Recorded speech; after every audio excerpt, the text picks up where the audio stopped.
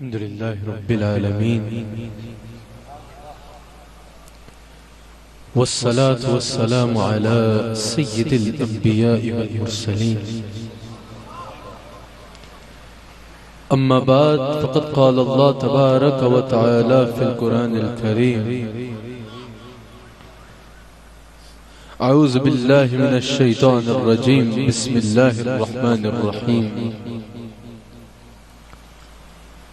قل إن كنتم تحبون الله فاتبعوني يحببكم الله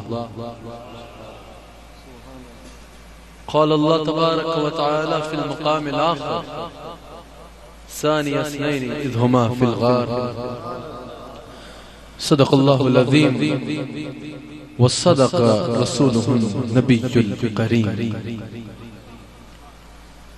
سچا ہے ہمارا مالک اور سچا ہے ہمارا خالق کہ سوا اس وحد و یکتا کی کوئی عبادت کے لائق کہ سوا اس وحد و یکتا کی کوئی عبادت کے لائق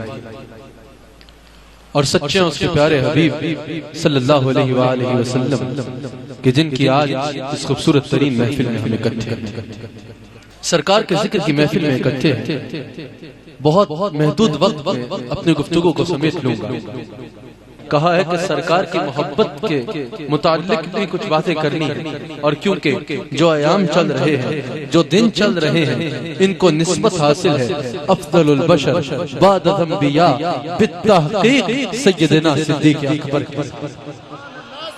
تو صدیق اکبر کا ذکر بھی کرنا ہے بہت ہی محدود وقت میں پیغام کی حد تک اپنی گفتگو کو محدود رکھوں گا اور مائک کو چھوڑ دوں گا سرکار کل عالم سے محبت کرنے کا حکم فرماتے ہیں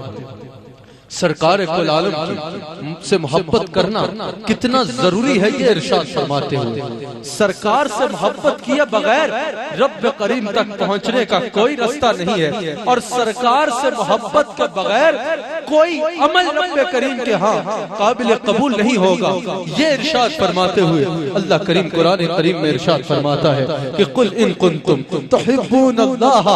فاتبعونی یحببکم اللہ اے میرے حبیب علیہ السلام ہر اس بندے تک میرا یہ پیغام پہنچا دیجئے ہر اس بندے تک میرا یہ فرمان پہنچا دیجئے جو مجھ سے محبت کا ارادہ رکھتا ہے جو میرا ہونا چاہتا ہے میرا قرب چاہتا ہے اللہ والا ہونا چاہتا ہے مجھ سے محبت کرنا چاہتا ہے یا اللہ والا ہونے کا دعویٰ کرتا ہے اے میرے حبیب آپ اس کو میرا یہ پیغام پہنچا دے کہ فاتبعونی وہ آپ کی بارگاہ میں حاضر وہ آپ کی بارگاہ میں حاضر ہو جائے قل ان کنتم تحبون اللہ اے میرے حبیب کہتے ہر اس بندے سے جو مجھ سے محبت کرنا چاہتا ہے جو میرا ہونا چاہتا ہے جو میرے قریب ہونا چاہتا ہے کہ فاتبعونی وہ آپ کی بارگاہ میں حاضر ہو وہ آپ کی اتباع اختیار کر لے وہ آپ سے محبت کرے اے میرے حبیب جو میرا ہونا چاہتا ہے اس کو بولے کہ وہ آپ کا ہو جائے جو مجھ سے پیار کرنا چاہتا ہے آپ اس کو بولے کہ وہ آپ سے پیار کرے جو میرا ہونا چاہتا ہے جب وہ آپ کا ہو جائے گا جو مجھ سے پیار کرنا چاہتا ہے جب وہ آپ سے پیار کرے گا اللہ قرآن میں فرماتا ہے حبیب پھر قانون بدل دوں گا پہلے وہ کہتا تھا کہ میں اللہ سے پیار کرتا ہوں جب وہ آپ سے پیار کرے گا تو یحببکم اللہ میں اللہ خود اس کو اپنا پیارا میں اللہ خود اس کو اپنا پیارا بنا لوں گا میں اللہ اس کو اپنا پیارا بنا لوں گا پھر اس کو کچھ کرنے کی ضرورت نہیں پڑے گی پھر اس کو کوئی دروازہ کھٹکانے کی ضرورت نہیں پڑے گی پھر اس کو آگے کا سفر کرنے کی ضرورت نہیں پڑے گی یحببکم اللہ جب وہ آپ سے پیار کرے گا تو میں اللہ خود اس کو اپنا پیارا بنا لوں گا میں اللہ اس کو پیارا بنا لوں گا آپ احباب میں سے تقریباً سب نے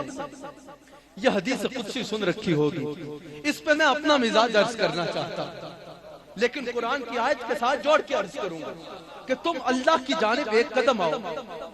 تم اللہ کی رحمت کی جانب اللہ کی جانب ایک قدم آؤ اللہ کی رحمت شان قدرت کے ساتھ تمہارے 10 قدم قریب آ جائے سن رکھی ہے نا سب نے ایک قدم اللہ کی طرف جاؤ، اللہ 10 قدم تمہارے قریب آئے گا۔ آج میں آپ سے سوال کرنا چاہتا ہوں، یہ حدیث قدسی تو بچوں کو بھی پڑھاتے ہو اور بیان بھی کرتے ہو، لیکن میں پوچھنا چاہتا ہوں کہ میں وہ قدم اٹھانا چاہتا ہوں، وہ قدم کیا ہے؟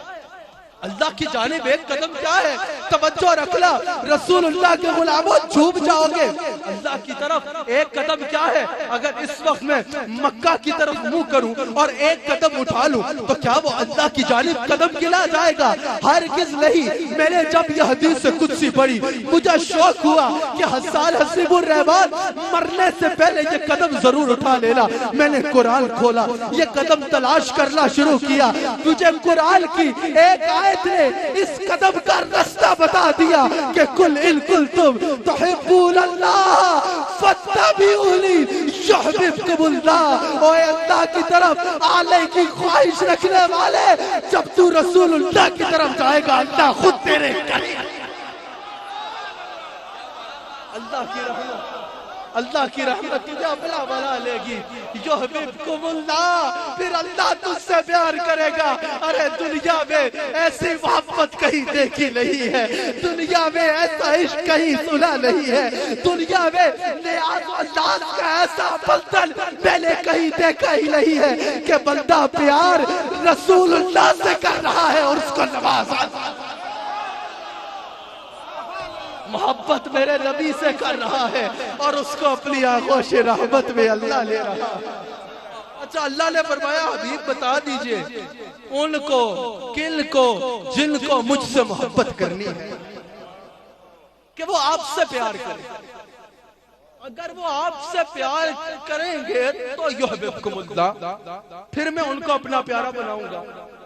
آج کل ایک جماعت یہ کہتی ہے کہ ڈائریکٹ اللہ سے کلام کرو، ڈائریکٹ اللہ سے باتیں کرو، ڈائریکٹ اللہ کے ساتھ رستہ بناؤ، نبی کے وسیلے کی ضرورت نہیں ہے۔ میں سوال کرنا چاہتا ہوں، آدم علیہ السلام سے لے کر محمد الرسول اللہ تک، یا آدم علیہ السلام سے لے کر آج تک کوئی ایک مقام ایسا دکھا دو کہ اللہ نے ڈائریکٹ کسی بندے سے کلام کیا ہو۔ اس کی تو شان ہی یہ ہے کہ وہ جس سے کلام کرتا ہے وہ نبی بن جاتا ہے۔ تو جب وہ اللہ کے نبی کے ذریعے کے بغیر ہم سے کلام نہیں کرتا تو ایک گناہگار بنتا ہو کہ نبی کے وسیلے کے بغیر اس تک کیسے پہنچ سکتا؟ بس لوگ کہتے ہیں ہم کو خدا چاہیے، لوگ کہتے ہیں ہم کو خدا چاہیے، ہم بھی کہتے ہیں ہاں با خدا چاہیے، پر خدا تک پہنچنے کا زینہ تو ہو ہاتھ میں دامن مصطفیٰ۔ آخری بات کر کے اپنی گفتگو کو سمیٹوں۔ مسجد نبوی اسی میں صدیق اکبر کی شان بھی ہے اور رسول اللہ سے محبت کا پیغام بھی ہے۔ مسجد نبوی ہے، حضرت سیدنا صدیق اکبر کو سرکار نے اپنا جانشین بنا کر مسلح پہ کھڑا کر دیا۔ جب میں صدیق اکبر کی بات کرتا ہوں، جب میں صدیق اکبر کی بات کرتا ہوں تو میں مجمع کو نہیں کہتا کہ خوش ہو، میں مجمع کو یہ بھی نہیں کہتا کہ مجھے داد دو، میں مجمع کو یہ بھی نہیں کہتا کہ میرے ساتھ چلو، کیونکہ صدیق اکبر کا ذکر وہ ذکر ہے جو مومن میں اور منافق میں پہچان کر دیتا ہے۔ بلکہ جملہ کہنا چاہوں تو مجھے کوئی روک نہیں سکتا کہ صدیق اکبر کا ذکر وہ ہے جو نسبت بھی کھنگال دیتا ہے اور نسب بھی کھنگال دیتا ہے۔ صدیق اکبر کا ذکر کوئی ایمان والا چھوڑتا نہیں ہے اور صدیق اکبر کی بات کوئی منافق چھیڑتا ہے۔ حضرت سیدنا صدیق اکبر افضل البشر، جو میرے اس بات سے، میری بات سے نہیں بلکہ اہل سنت کے جمہور، بلکہ اہل سنت کے متفق عقیدے پر میرے ساتھ ہے، وہ ذرا ہاتھ اٹھا کر اس عقیدے کی تائید کرے کہ افضل البشر بعد الانبیاء بالتحقیق سیدنا صدیق اکبر۔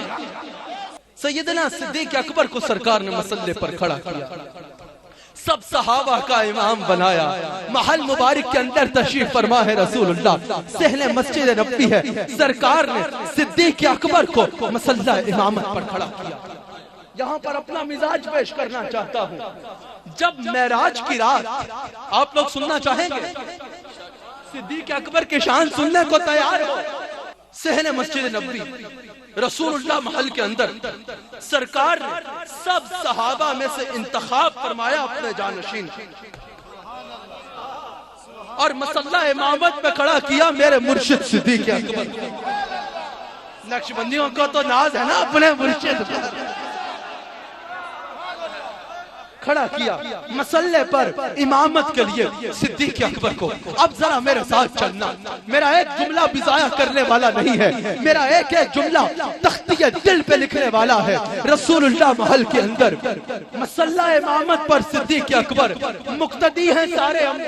سارے صحابہ، سب صحابہ مقتدی ہیں، صدیق اکبر امام ہے۔ میرے سے کسی نے کہا کہ اس منظر پہ ذرا گلزار عبدالکریم کے کوئی پھول تو دو کہ خواجہ عبد الکریم کے گلشن سے اس بات کی کیا خوشبو آتی ہے، کیا خوشبو آتی ہے۔ تو میں نے کہا کہ سنو، جب معراج کی شب سب نبیوں میں اللہ نے میرے نبی کی فضیلت بتا لی تھی، مسجد اقصی میں سب نبیوں کو اکٹھا کیا، سب نبیوں کو مقتدی بنایا اور میرے نبی کو امام بنا دیا، میرے نبی کو امام بنایا، سب نبیوں کو مقتدی بنایا اور بتا دیا یہ سب نبیوں میں سب سے افضل ہے، سب نبیوں میں سب سے افضل ہے۔ تو جب اللہ نے معراج کی شب سب نبیوں میں میرے نبی کی فضیلت بتا لی تھی، سب کو مقتدی بنا کے میرے نبی کو امام بنا دیا، ایسے ہی جب اللہ نے، جب رسول اللہ نے حضرت صدیق اکبر کی سب صحابہ میں فضیلت بتا لی تھی، سب کو مقتدی بنایا، ابو بکر کو امام بنایا، کہا دیکھ لو جیسے میں نبیوں میں سب سے اونچا ہوں، میرا ابو بکر صحابہ میں سب سے اونچا۔ صدیق اکبر کی شان بیان کرنا ایمان والوں کی پرانی عادت ہے، اس کی وجہ پرانی عادت ہے۔ ایک دفعہ عثمان غنی صاحب آگے تشریف لائیں، رسول اللہ نے حضرت حسان سے کہا، حسان ابو بکر کی شان میں تو نے کچھ نہیں لکھا؟ میں پوری دنیا میں دیکھنے والے نعت خوانوں اور شعراء سے کہنا چاہتا ہوں، حضرت صدیق اکبر کی منقبت بھی لکھو اور یاد کیا۔ اے حسان، تو نے ابو بکر کی شان میں کبھی کچھ نہیں لکھا؟ حضرت حسان نے کہا، یا رسول اللہ، شاعر ہو آپ کا اور ابو بکر کی شان نہ لکھا۔ قل یا حسان انا اسمع، اے حسان آج ذرا صدیق اکبر کی شان سنا، میں اللہ کا نبی خود سنوں گا۔ حضرت حسان بن ثابت نے کیا منقبت کہی، سن کے تمہارا ایمان تازہ ہو جائے گا۔ کہا یا رسول اللہ، جب آپ غار میں تھے عدو گردے غار پھر رہے تھے آئے ہیں۔ اعلیٰ حضرت کا ایک شعر یاد آ گیا، وہ ڈھونڈ رہے تھے نا غار سور میں، رسول اللہ مل نہیں رہے تھے، اعلیٰ حضرت کی روح تڑپ گئی، انہوں نے کہا جان ہے، جان کیا نظر آئے۔ کبھی سب کے پاس جان ہے نا، کوئی بے جان تو نہیں بیٹھا ہوا یہاں، سب کے پاس جان ہے، کبھی دیکھی نہیں دیکھی نا؟ تو اعلیٰ حضرت کہہ رہے ہیں، کہاں ڈھونڈ رہے ہو رسول اللہ کو؟ جان ہے، جان کیا نظر آئے، کیوں تو گرتے غار پھرتے؟ ارے تم کس کو ڈھونڈ رہے ہو؟ جان بھی کبھی کسی کو نظر آئی ہے؟ رسول اللہ تو سب کی جان ہے۔ حضرت حسان بن ثابت کہہ رہے ہیں، یا رسول اللہ عدو گردے غار پھر رہے تھے، آپ غار کے اندر تھے، ابو بکر جب جال کا نذرانہ لے کے آپ کی بارگاہ میں حاضر تھے، یا رسول اللہ یہ وہ وقت تھا کہ دنیا نے دیکھ لیا کہ آپ کو ابو بکر سے پیارا اور کوئی بھی نہیں،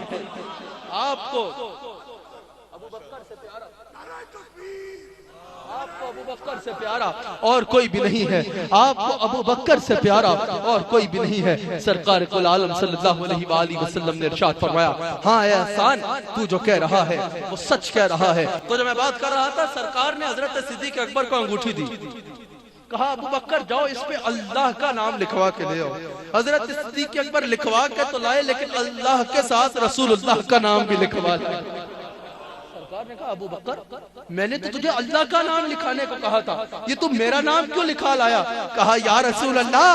ابو بکر نے کہا جب اللہ نے کبھی آپ کے نام کو اپنے نام سے جدا نہیں کیا تو ابو بکر کون ہوتا ہے؟ سرکار نے کہا ابو بکر یہاں تک تو ٹھیک ہے، اپنا نام کس کھاتے چل کھائے ہے؟ اپنا نام کیوں نکال آئے ہو ساتھ؟ قدموں میں گر گئے، کہا یا رسول اللہ یہ جرت ابو قحافہ کا بچہ نہیں کر سکتا کہ آپ کے نام کے ساتھ اپنا نام لکھ ڈالے۔ جبریل امین حاضر ہوئے، کہا یا رسول اللہ اللہ فرما رہا ہے کہ ابو بکر نے آپ کے نام کو اللہ کے نام سے جدا کرنا پسند نہ کیا تو اللہ نے ابو بکر کے نام کو آپ کے نام سے جدا کرنا۔ ابو بکر کو آپ کا نام اللہ کے نام سے جدا برداشت نہ ہوا تو اللہ کو ابو بکر کا نام آپ سے نام سے جدا برداشت نہ ہوا۔ یہی وجہ تھی کہ جب سرکار معراج سے آئے، سرکار نے فرمایا ابو بکر ساتوں آسمانوں پر میں نے دیکھا کہ جہاں میرا نام لکھا ہے وہاں تیرا نام لکھا ہے، جہاں تیرا نام لکھا ہے وہاں میرا نام لکھا ہے، جہاں میرے آقائیت کے ڈنکے بج رہے ہیں وہاں تیری غلامی کے ڈنکے بج رہے ہیں، جہاں میرے نبوت کے ڈنکے بج رہے ہیں وہاں تیری وفاداری کے ڈنکے بج رہے ہیں، جہاں میری رسالت کے ڈنکے بج رہے ہیں وہاں تیری صداقت۔ اللہ کریم ہم سب کو مرتے دم تک رسول اللہ کا نام حلال اور وفادار رکھے۔